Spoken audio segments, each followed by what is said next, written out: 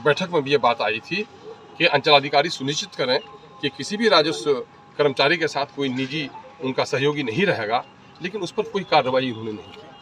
क्योंकि हालत यह है कि सीओ ईमानदार है, पहरेदार एक ऐसा है कि चोरी नहीं करता लेकिन चोर को रोक भी नहीं पाता है। आज जो सर यहाँ देखिए पंचायत समिति की बैठक हुई और आप शुरू से लेकर के अंत तक पंचायत समिति की बैठक में डटे रहे हैं, किस तरह की बातें हुई और किन किन बातों पर खास करके विशेष जोर दिया गया? देखिए, हमारे जो सभी सम्मानित पंचायत समिति के सदस्य हैं, इनके लोगों की तरफ से, प्रमुख साहब की तरफ से दबाव रहता है कि मैं इन लोगों के साथ मीटिंग में बैठूं।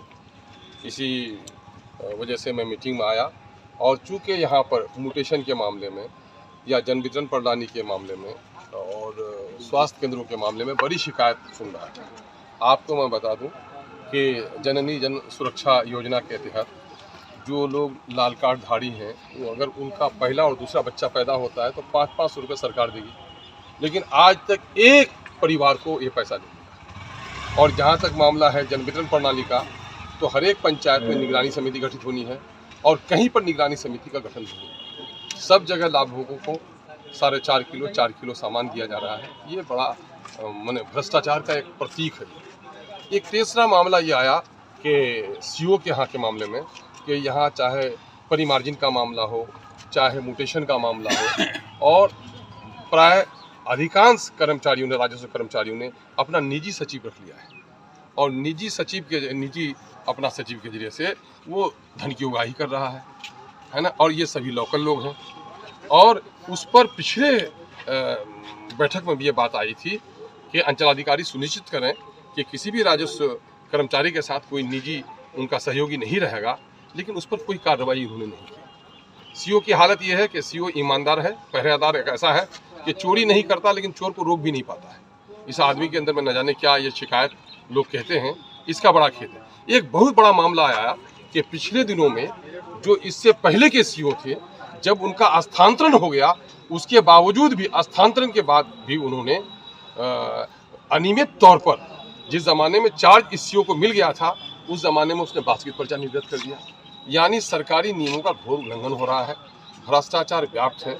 और कई पदाधिकारी यहाँ जो आंगनबाड़ी सेविकाओं और सहायिकाओं का मामला है, इनसे एलएस के जरिए से और सीडीपी के जरिए से हर महीने में 3 से 5 हज़ार रुपये की उगाही की जा रही है। और उसका प्रतिकूल प्रभाव ये पड़ा है कि कहीं भी यहाँ पर जो बाल विकास केंद्र का संचालन होना चाहिए, सही तौर पर संचालन नहीं हो रहा है। तो बहुत सारी जानकारी हमारे जो सम्मानित पंचायत समिति के सदस्य हैं, उनको भी नहीं दी गई है। बसेरा 2 के तहत बिहार सरकार का फैसला है कि तमाम तर भूमिहीन परिवारों को ज़मीन दिलाई जाएगी, लेकिन बसेरा 2 के तहत सही तरह पर अब तक सर्वे नहीं हो सका है और उन लोगों को ज़मीन नहीं दी गई है। कई परिवार के लोगों का मामला है कि 2-2 साल से लोग विस्थापित हो गए हैं। और जो आपदा नियमावली के तहत है, मैंने लड़ झगड़ कर आपदा वालों को पैसा दिलवाने का नियम करवा दिया।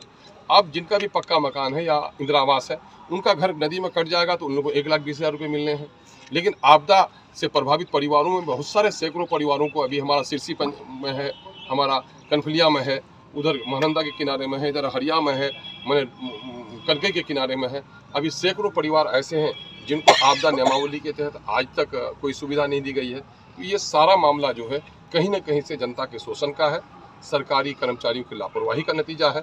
और इस क्षेत्र के आमजनों से भी मैं गुजारिश करूंगा कि ये कहीं न कहीं जनता की बेखबरी का भी नतीजा है। इसलिए मैं आमजनों से गुजारिश करता हूं कि सरकारी योजनाओं की जानकारी लीजिए और सरकारी योजनाओं की जानकारी लेकर आपको जो हक बनता है उसके बारे में आप दरख्वास्त दीजिए, और अगर कार्रवाई नहीं होती है तो उसके बारे में हम लोग को कहिए, ताकि उसको हम लोग सुनिश्चित तौर पर यहाँ पर कार्रवाई करा सकें।